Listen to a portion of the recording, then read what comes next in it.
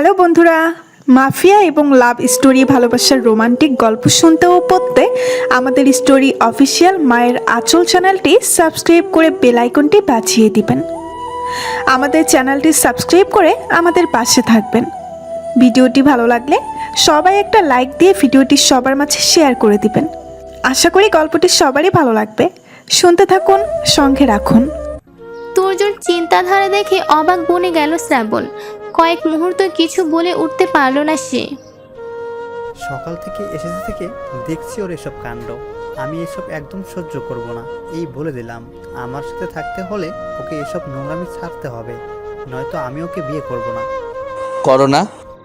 কি? ইয়েস, এই বিয়ে ক্যান্সেল। অ্যান্ড আমি শ্রাবণ দেখে ছাড়বো তোমার মতো লোকের সাথে আমার ঘরের মেয়ের বিয়ে কি করে হয়। মানে তুমি আমার কথা বুঝতে পেরেছো তো? ঈশা, নিচে চল। আমি এক্ষুনি সবাইকে বলতে চাই আমি তোর আর তুর্যর বিয়েটা ক্যান্সেল করেছি। ঈশার বুকের ভেতরটা মোচড় দিয়ে উঠে। তুর্য বোকা দৃষ্টিতে তাকিয়ে আছে শ্রাবণের পানে। শ্রাবণ তুর্যর শার্টের কলার ছেড়ে দিয়ে ঈশার হাত ধরে রওনা হলো নিচে। তুর্য দৌড়ে এসে সামনে দাঁড়ালো ওদের। বোকা গলায় কতক্ষণ আমতা আমতা করে ঈশার পানে তাকালো। অপরাধ বোধে হাঁপিয়ে উঠে বলল, ঈশা, শ্রাবণ এসব কি বলছে? ওকে বোঝাও। আমি তোমার হাজবেন্ড। তোমার উপর কি আমার কোনো অধিকার নেই? আমি কি তোমাকে... জাস্ট শাট আপ তুর্য। রক্ত চোখে চেয়ে ঈশার সঙ্গে আর জাস্ট একটা কথা বলার দুঃসাহস দেখালে আমি তোমার জিভ টেনে আলাদা করে ফেলবো। তুমি চিনো না আমাকে। প্রয়োজনে আমি কতটা ভয়ানক হতে পারি কোনো আইডিয়া নেই তোমার। শ্রাবণের শান্ত স্বরের হুমকি ভেতরটা নাড়িয়ে দিল তুর্যর। নিজের ভালো ভেবে সরে গেল সে। শ্রাবণ আর এক মুহূর্ত দাঁড়িয়ে রইল না, হুড়মুড় করে চলে গেল ঈশাকে নিয়ে। তুর্য ওদের যাওয়ার পানে তাকিয়ে রাগে ফুঁসতে লাগলো। ঈশাকে সে কিছুতেই হাতছাড়া করতে পারবে না। এত কাজকর পুড়িয়ে শেষে অবধি এতে কিছুতেই মেনে নিতে পারবে না সে। বাড়ি ভরা লোকের সামনে খান সাহেবের উচ্চস্বর প্রতিধ্বনিত হতেই সকল কোলাহল শোরগোল থেমে গেল। শ্রাবণ দাঁতে দাঁত চিবিয়ে নিজের রাগটা সংবরণ করার চেষ্টা করছে। ঈশা অসহায় হয়ে দাঁড়িয়ে আছে এক কোণে। শমশের সাহেব, সাজ্জাদ সাহেব একে অপরের মুখে চাওয়াচাওয়ি করলেন। মেয়ে বিদায়ের সময় আবার কোন আপদ হলো? মনে মনে ঠিক এটাই ভাবছেন। আফিয়া বেগম, নূপুর বেগম এবং মরিয়ম বিবি হাতের কাজ ফেলে দৌড়ে এলেন উপস্থিত মহলে। বিয়েটা তো সুষ্ঠুভাবে এগোচ্ছিল, হঠাৎ কি গন্ডগোল বাঁধল? হ্যাঁ দাদাজান, তুর্য এবং ঈশার বিয়েটা আমি ভেঙে দিচ্ছি। ঈশা তুর্যকে বিয়ে করবে না। ও দাদু ভাই, তুই এসব কি বলছিস রে? দ্রুত পায়ে এগিয়ে এলেন আনোয়ারা বেগম। শ্রাবণের পিছে কাঁধে হাত বুলিয়ে কথাটা বলেই থামলেন না, পুনরায় বললেন, মাথা ঠান্ডা কর ভাই, এত রেগে আছিস কেন? কি হয়েছে? দাদু, আমার কথা একদম ঠান্ডাই আছে। আমি মাথা গরম করে কিংবা রাগের মাথায় কিছু বলছি না। যা বলছি একদম ভেবে চিন্তে বলছি। তুর্যর বাবা এবং মাও উপস্থিত রয়েছেন এইখানে। শ্রাবণের এহেম বাণীতে তারা অবাক হলেও খানিক ক্ষিপ্র হয়ে উঠলেন। বিয়ে ভাঙছো মানে? বিয়ে ভাঙার তুমি কে? হ্যাঁ, তুমি কি গুরুজন? তুর্যর মায়ের কথায় তাচ্ছিল মিশ্রিত হাসল শ্রাবণ। ভ্রু চুলকে একটা ডোন্ট কেয়ার ভাব নিয়ে এগিয়ে গেল খান সাহেবের দিকে। খান সাহেবের হাত দুটো ধরে পূর্বেই সেই গম্ভীর ভাবটা ফিরিয়ে এনে শান্ত স্বরে বলল, আমার প্রতি ভরসা আছে তো তোমার? লোকের কথায় তুমি কারোর জীবন নিয়ে এমন উদাসীনতা দেখাতে পারো না। তুই জানো না তুর্য কতটা অযোগ্য এই সম্পর্কের জন্য, এবং অবশ্যই একজন মানুষের তালিকাতেও ওর কোনো স্থান হতে পারে না। অধৈর্য হয়ে উঠলেন খান সাহেব। বিরক্ত হয়ে শ্রাবণের থেকে হাত ছাড়িয়ে অন্য পাশে সরে গেলেন। তিতির, তুতুন, আফিয়া বেগম এবং নূপুর বেগম গিয়ে দাঁড়ালো ঈশার পাশে। তিতির ঈশাকে নিজের কাছে টেনে নিয়ে আস্তে করে জানতে চাইল, কি হয়েছে রে ভাই, অমন ক্ষেপে আছে কেন? দুর্জয় ভাই কি কিছু করেছে? ঈশা কিছু বলতে পারল না। আফিয়া বেগম ঈশাকে বুকে টেনে নিলেন। খানিকটা সময় পেরিয়ে গেল নীরবতায়।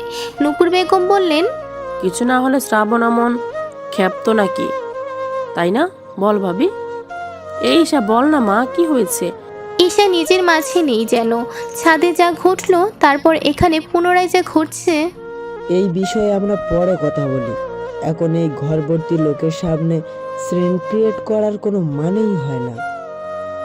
ছেলের হাত ধরে পাশে টেনে আনলেন শমশের সাহেব। গলার স্বর খাদে নামিয়ে কিঞ্চিত রাগী গলায় বললেন শেষোক্ত কথাটা। শ্রাবণ বাবার থেকে হাত ছাড়িয়ে নিয়ে পুনরায় খান সাহেবের সামনে গিয়ে দাঁড়ালো। এবার সে গম্ভীর নয়, বরং তীব্র ক্ষোভে ফেটে পড়ছে। দাঁতে দাঁত চেপে নিজেকে সামলানোর বৃথা চেষ্টা চালিয়ে বলে উঠল, তুর্য তোমার বাড়ির সম্মানকে 2 পয়সারও দাম দেয় না খান সাহেব। তুমি কি জানো সেটা? সে তোমার বাড়ির সম্মানকে 1 মুহূর্তের ব্যবধানে পায়ের কাছে এনে ফেলেছে। তুমি কি জানো সেটা? তুর্য কোনো কারণ ছাড়া ঈশার গায়ে হাত তুলেছে, ওকে তুলনা করেছে একজন। না থাক, আশা করি যতটুকু তোমাকে বোঝানোর তা বোঝাতে পেরেছি। একটা চাপা গুঞ্জন শুরু হলো মহলে। বাড়ির সবাই একই সাথে আর্তনাদ করে উঠল শ্রাবণের কথাগুলো শুনে। আফিয়া বেগম, নূপুর বেগম ঈশাকে দেখতে লাগলেন রাগী দৃষ্টিতে। ছুটে গেলেন মরিয়ম বিবিও। কি এত বড় স্পর্ধা? এতে বড় স্পর্ধা করার হয় কি করে? খানের নাতনির গায়ে হাত তোলে? কোথায় তুর্য? দেখো তোকে। গর্জে উঠলেন খান সাহেব। আতঙ্কে কেঁপে উঠল সবাই। না না না, এটা অসম্ভব খান সাহেব। আমাদের ছেলে এমন কোনো কাজ করতেই পারে না। বলে উঠল তুর্যর মা। মহিলা বড় ধরিবাজ, দেখলেই বেশ বোঝা যায়, কিন্তু তাকে ধরা যে এত সোজা নয়। এই বিয়া যেখানেই ভেঙে দিলাম আমি। ঈশা, এদিকে এসো। খোলা এই কুলাঙ্গারের আংটি আর ছুঁড়ে ফেলো বাইরে। নানাজানের হুকুম অমান্য করলেন না ঈশা। ছুটে এসে দাঁড়ালো নানাজানের সামনে। চটজল দিয়ে হাতের রিংটা খুলে ছুঁড়ে ফেলে দিতেই সেটা গিয়ে পড়ল তুর্যর কপালে। তিতিরকে তুলে দেওয়া হলো বরের গাড়িতে। মেয়ের বিদায়ে হাউমাউ করে কেঁদে ভাসালেন সবাই। বাবা, মা, দাদা, দাদি, এমনকি বাড়ির কাজের লোকটাও। তিতিরকে ভালোবাসে না এমন মানুষ বড়ই কম মিলবে। যেমন শান্ত তেমন ভদ্র, বড়দের সম্মান করা, ছোটদের স্নেহ করা কোনো গুণেতেই কমতে ছিল না ভিতরের মাঝে। বড্ড সহজ সরলও বটে মেয়েটা। কে জানে শ্বশুরবাড়িতে গিয়ে মানিয়ে গুছিয়ে নিতে পারবে কিনা। আফিয়া বেগম কাঁদতে কাঁদতে অসুস্থ হয়ে পড়লেন। নূপুর বেগম আর মরিয়াম বিবি তাকে বুঝিয়ে সুঝিয়ে ঘরে দিয়ে গেলেন। সারাদিনের এত ধকলের পরে এমন কাঁদা যে মেয়েটা উচিত হয়নি, আরও কত রকম বুঝিয়ে গেলেন তারা। কিন্তু মায়ের মন বলে কথা, মেয়ে বিদায়ে মা কাঁদবে না, মায়ের বুক খালি হবে না, এও কি সম্ভব? সবারই মন খারাপ হয়। এই মন খারাপের ভিড়ে ঈশার মনটা যেন একটু বেশিই খারাপ। নিজের ওপর বড্ড রাগ হয় মাঝে মধ্যে। যে ওকে নিজের সবটা উজাড় করে ভালোবেসেছিল, তাকে বোকার মতো পায়ে ঠেলে দিয়েছিল কেবল বাড়ির সম্মানের কথা ভেবে। আর আজ যা হলো তাতে সত্যি কি আর বেঁচে রইল এই বাড়ির সম্মান? যার সাথে ও গোটা জীবনটা কাটানোর সিদ্ধান্ত নিয়েছিল, সেই মানুষটাই তো ওকে এক ধাক্কায় ওর নিজের নজরেই নিচু করে দিল। ইসু ইসু ইসু পাখি। চমকে উঠল ঈশা। চটজলদি পেছনে মুড়ে তাকাতেই চোখের সামনে ভেসে উঠল ছোট্ট একটা ডাকপিয়ন বাক্স, যার উপর আসন জুড়ে বসে আছে কথা বলা একটা টিয়া পাখি। টিয়া পাখিটির পায়ের কাছেই গোটা গোটা অক্ষরে লেখা, ডাকপিয়নের ছুটি নেই। ঈশা ছুটে গেল ডাকপিয়নের বাক্সটার কাছে, যেটা হাতে ধরে দাঁড়িয়ে আছে শ্রাবণ। ঈশা ছুটে এসে একরকম কেড়েই নিল ডাকপিয়নের বাক্সটা। নিজের আনন্দ খুশি যেন কিছুতেই দমিয়ে রাখতে পারছে না। সে মৃদু চিৎকার করে হাসতে হাসতে বলে উঠল, ডাকপিয়ন? আমার ডাকপিয়ন? হ্যাঁ, তোর ডাকপিয়ন। মুগ্ধ হেসে বলল শ্রাবণ। সেই কথা মুগ্ধ হাসিতে বসন্ত ফুটল ঈশার হৃদয়ে। পুনরায় মৃদস্বরে চেঁচিয়ে বলল, আমার নামে চিঠি এসছে শ্রাবণ ভাই? শ্রাবণ হেসে উঠল শব্দ করে। ঈশার গাল টেনে আহ্লাদ করে বলল, এসেছে পাগলি। ডাকপিয়নের এই ছোট্ট বক্সটি অনেক ছোটবেলায় একটা মেলা থেকে ঈশাকে কিনে দিয়েছিল শ্রাবণ, এবং তার পরের দিনই ডাকপিয়নে চিঠি জমার খবর দিতে কিনে আনলো এক কথা বলা টিয়া পাখি, যার নাম ছিল মিঠু। রোজ যখন ঈশা ঘুম থেকে উঠত, ঠিক তখনই মিঠু মিষ্টি করে ডাকত, ইসু ইসু, চিঠি চিঠি। রোজ ঈশার নামে চিঠি পড়তো এই ডাকপিয়নে, আর যেটাই ঈশার অভ্যাসে পরিণত হতে লাগলো প্রতিনিয়ত। রোজ ঘুম থেকে উঠেই মিঠুর ডাক এবং ছোট্ট একটা চিঠি। হঠাৎ একদিন মিঠুর বড্ড অসুখ করলো। কাউকে কোনো সুযোগ না দিয়েই মিঠু চলে গেল না ফেরার দেশে। মিঠুর চলে যাওয়ার শোক ছোট্ট ঈশা কিছুতেই কাটাতে পারল না। না খাওয়া, না দাওয়া, না ঘুম। সারাক্ষণ ডাকপিয়নের সামনে বসে থাকতো মিঠুর কথা বলার আশায়। কখন মিঠু কথা বলবে, কখন মিঠু ইস্যু বলবে, আর কখন চিঠি বলবে। রোজ একের পর এক চিঠি দিয়ে ভরে যেতে লাগলো ডাকপিয়ন, কিন্তু ঈশার তার প্রতি কোনো আগ্রহ বাড়তে পারল না। একদিন চিঠিদাতা যেন অস্থির হয়ে উঠল। একদিন ঈশার ঘরে খবর দিতে গেল তার সমস্যা কী, কেন সে এমন উদাসীন হয়ে পড়ল, কেন সে কোনো চিঠি তুলছে না। ঈশার ঘরে গিয়ে চিঠিদাতা দেখতে গেল ডাকপিয়নের বাক্সটা গোটা গোটা অক্ষরে লেখা, ডাকপিয়নের ছুটি নেই। অবাক হলো চিঠিদাতা, এই সমস্যার সমাধান কি? পুনরায় সে চিঠি লিখতে আরম্ভ করলো, কিন্তু রোজ চিঠি লিখেও যে কোনো লাভ হচ্ছে না। ঈশা কিছুতেই স্বাভাবিক হচ্ছে না। তাই সে সিদ্ধান্ত নিল ঈশার জন্য পুনরায় টিয়া পাখি আনা হবে, তবে এমন পাখি আনতে হবে যার কোনোভাবেই মৃত্যু হবে না। যে ভাবা সেই কাজ। চিঠিদাতা বাজার থেকে পুনরায় একটা কথা বলা টিয়া পাখি কিনে আনলো, তবে সে এমন পাখি যে সারাক্ষণ রেকর্ডারের মতো ইস্যু পাখি বলে ডাকবে। কোনো কিছুতেই সে থামতো না। পূর্বের মিঠুর চেয়ে এই মিঠু 1000 গুণ বেশি স্পিডে ও 1000টা বেশি কথা বলতো। ঈশা স্বাভাবিক হয়ে গেল।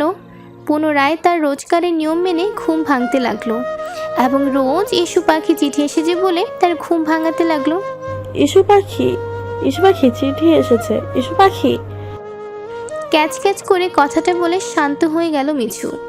ঈশা খিলখিল করে হাসতে লাগলো। এত আনন্দ সে কোথায় রাখবে? শ্রাবণ যে পুনরায় তার হাসির কারণ তাকে ফিরিয়ে দিল, এত কৃতজ্ঞতা বোধ সে কি করে প্রকাশ করবে? অভিমানের তীব্র পাহাড় জমে হঠাৎ একদিন ডাকপিয়নের বাক্সটি নিয়ে চলে যায় শ্রাবণ। সেদিন ছিল এক কালবৈশাখী রাত, যে রাতের পর ঝড়ো হাওয়া দেখলেই বুক ফেটে কান্না আসতো ঈশার। ঈশা অনেক অনুনয় বিনয় করেছিল ডাকপিয়নের জন্য, কিন্তু শ্রাবণের মন গলেনি আর। গত 3 বছরে ঈশা আর একবারের জন্য দেখেনি এই ডাকপিয়নকে। আশা করি আর মন খারাপ করবি না। দেখ, আমাদের জীবনে সব মানুষ যে ভালো হবে এবং সব কিছু যে ভালো ঘটবে, ব্যাপারটা কিন্তু এমন নয়। আমাদের জীবনে খারাপটা তখনই আসে যখন আমরা ভালোর ব্যবহার ভুলে যাই, ভালোর কদর করতে পারি না। আমি তোমার সাথে বড্ড অন্যায় করেছি, তারই শাস্তি বুঝি। তুই হয়তো তোর পাশ থেকে ঠিক ভেবেছিলি, আর আমি আমার পাশ থেকে ঠিক, তাই আমরা কেউই খারাপ হলাম না। তুমি আমাকে কখনো মাফ করতে পারবে শ্রাবণ ভাই? কিসের মাপ? অন্যায় করেছিস নাকি তুই? তুমি আমার উপরে রেগেও নেই? উচ্ছ্বসিত গলায় বলে উঠল ঈশা। শ্রাবণ মৃদু হেসে বলল, না, রেগে নেই। যা, এবার ঘরে যা, রেস্ট নে। সারাদিন অনেক ধকল সামলেছিস। এটা নিয়ে যাই। শ্রাবণ পুনরায় হাসল, বলল, তোর জিনিস, তোর ইচ্ছে, যা খুশি কর। খুশিতে আত্মহারা হয়ে গেল ঈশা। ওর ইচ্ছে করলো শ্রাবণকে জড়িয়ে ধরে একটা চুমু খেতে। পরক্ষণেই নিজের আবেগ সামলে আস্তাগফিরুল্লাহ বলতে বলতে ডাকপিয়নের বাক্স নিয়ে চলে গেল। শ্রাবণ ওর যাওয়ার পানে তাকিয়ে চোখ মুখ শক্ত করে নিল। হঠাৎ তার বারবার মনে পড়ছে তুর্যর কথা। তুর্যর ব্যাপারটা মোটেও স্বাভাবিকভাবে হজম করতে পারছে না সে।